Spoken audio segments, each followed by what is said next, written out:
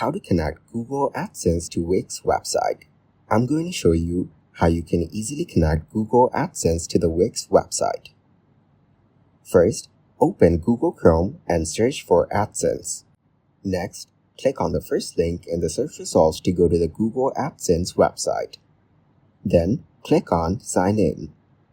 Choose the Google account you want to use and enter your password. Tap on Next. Here, you need to enter your website URL.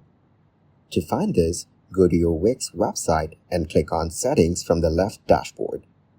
Now scroll down and click on Custom Code. Go back to your Wix site's homepage and click on the URL address in the address bar. Copy the URL from the address bar. Return to the AdSense page and paste the copied URL into the appropriate field. Next, select your payment country or territory. Then, choose and check the boxes according to your preferences.